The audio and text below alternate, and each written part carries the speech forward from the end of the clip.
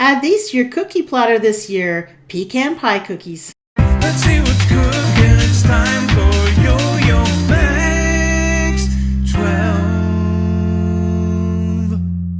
Hello everyone, starting off with a cup of packed brown sugar and 3/4 of a cup of shortening. This recipe actually doesn't have any butter in it, which is kind of unusual for me because most things I make have butter.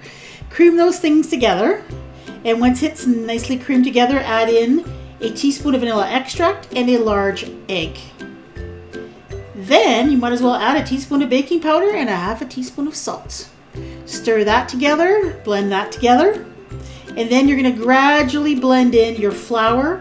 You need 2 cups of all-purpose flour, and you can put it in maybe in 2 or 3 additions. And when you get towards the end of the beating process, you'll notice that it's quite thick. Your mixer may not be able to continue to mix. Then just go in there with your hands or with a wooden spoon. Bring it all together. It's going to be kind of like a crumbly kind of dough. It's not going to be really, really wet dough.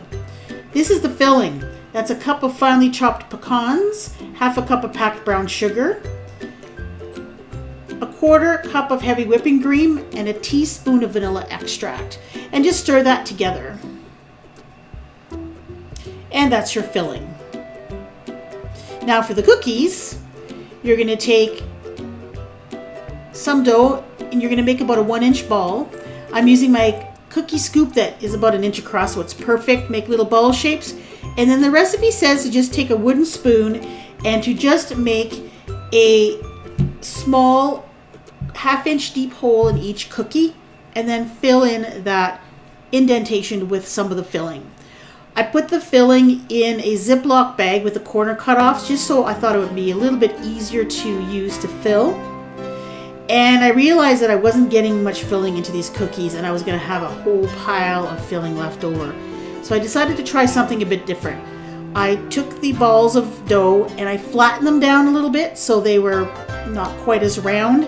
And then I used the wooden spoon but I made a larger indentation in there, kind of a wider one. So there was just more space for filling. The cookies will crack a little bit, but that's okay. These cookies don't spread very much, but leave about 1.5 inches in between each one. As you can see, you can fit a lot more filling in here.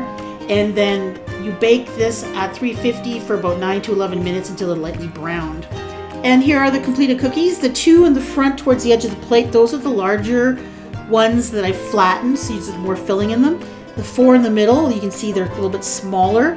That's with just the hole. It didn't make much of a difference as far as baking, and they cracked about the same amount. So flatten them out a bit before you add your filling. That way you can use up all of your filling. I had a little bit left over. It's a very good cookie. It's kind of plain. The cookie itself is not that flavorful because of the shortening, I find. The recipe did recommend that you put a little star-shaped blob of frosting on top of each one of these.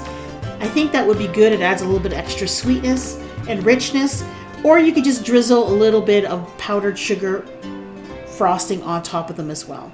These are a lot like those classic thumbprint cookies, and I have a couple of those on my channel, and I'll give you some recipe ideas on your screen right now. Thank you for watching.